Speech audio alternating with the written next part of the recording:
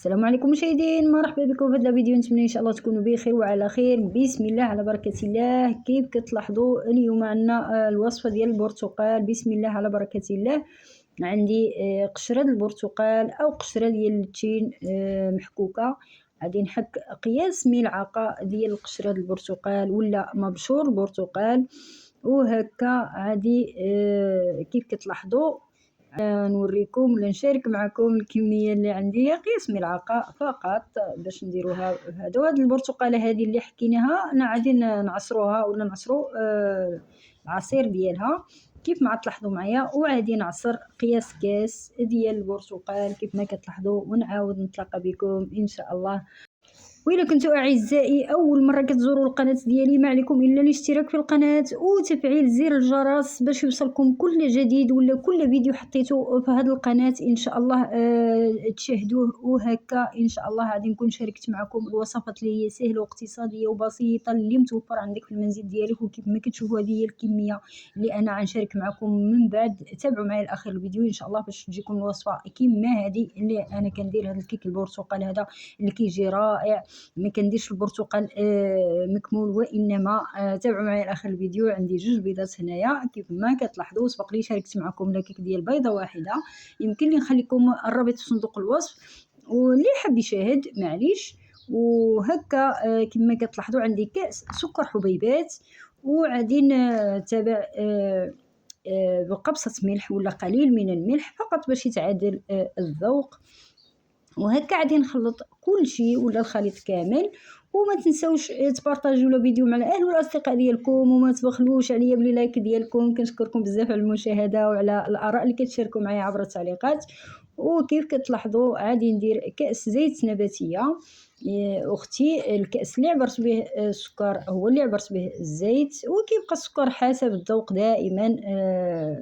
الملح والسكر كتبقى حسب الذوق.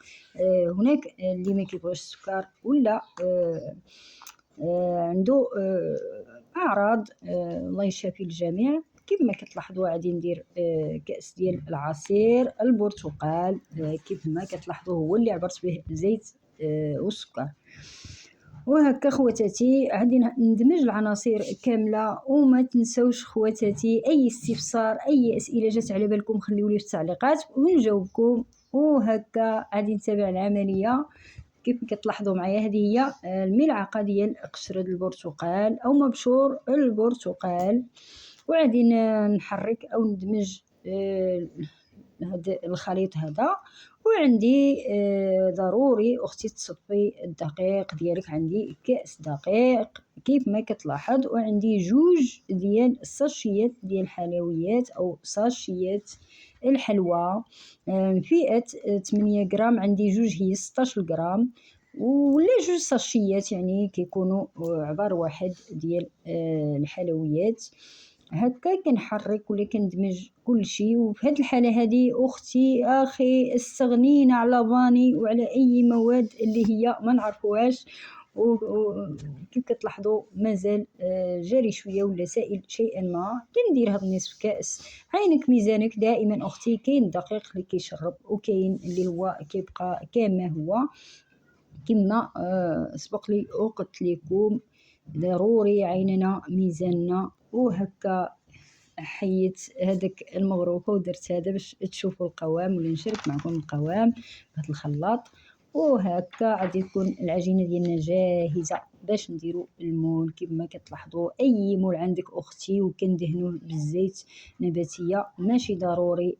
فاش كدير ورق المطبخ راه كاين هذا، ولكن من الاحسن باش كنتفاداو تجينا لاكيك ديالنا يعني مضمونه غادي تخرج لينا ما كتلصقش.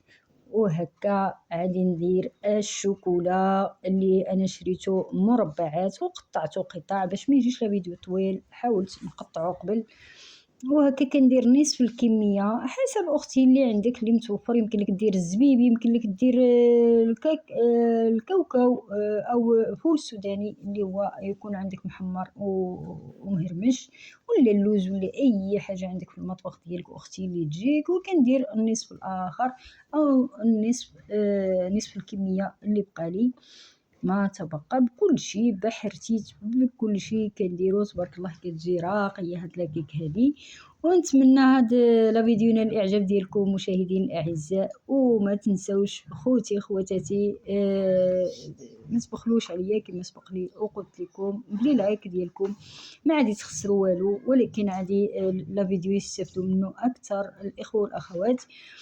وكنشكركم بزاف على المشاهده. هكا كنهبط شويه هاد لاكيك هادي وكندخلها للفرن متوسط الحراره فقط في الجهه الفوقانيه. الا درتي في هاد الليمون هذا اختي خليه غير في الطبقه الفوقانيه ديال الفرن، ما تهبطهاش للجهه التحتانيه، فهي كتحمر من الجوانب كامله. وصلوا على الحبيب عليه الصلاة والسلام. اللهم صل وسلم عليك يا حبيبي يا رسول الله. كيف ما كتلاحظوا كيكة البرتقال ديالنا ولا لا كيك برتقال اورانج ديالنا، هذا هو القوام اللي حصلنا عليه بعد ما طابت لينا. وكيف كتلاحظوا نتمنى تجربوه وتخليو لي في التعليقات هذا هو شتي من الجوانب اختي ولا من هذا محمره فقط في الجهه الفوقانيه، ولكن الفوق كيبقى لينا شويه اللون حقاش ما كطيبش دغيا. من الاحسن تنقصوا الفران عليها فاش كديروها في هذا الاناء الزجاجي هذا. اما الا درتيوها في المول العادي راه كطيب لكم هذا. وغادي نقلبها ونشارك معكم الجوانب ديالها كلها، ولا نشاركها معكم كيف جات اللون والطيب ديالها من تحت. فهي محمره تبارك الله، جات واحد اللون عاطي زاهي ما شاء الله.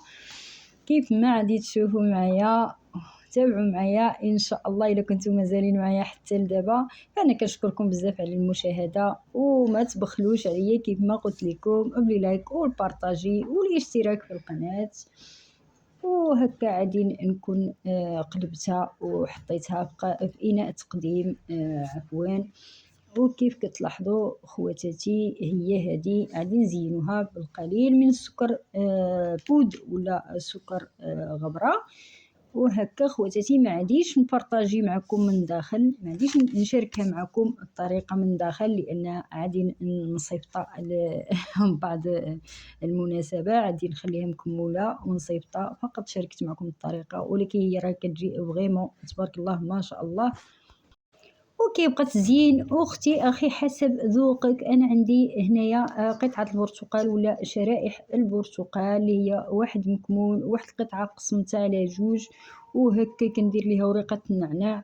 وتبارك الله ما شاء الله اللون الابيض مع الاصفر مع الاخضر كيجي راقي ما شاء الله. نتمنى لا فيديو ينال الاعجاب ديالكم خواتاتي، وهذه هي النتيجه اللي حصلنا عليها. هذا الكيك هذا الرائع ما شاء الله. ونتمنى لكم الصحة والسلامة وطول العمر، ومع السلامة إلى فيديو آخر إن شاء الله.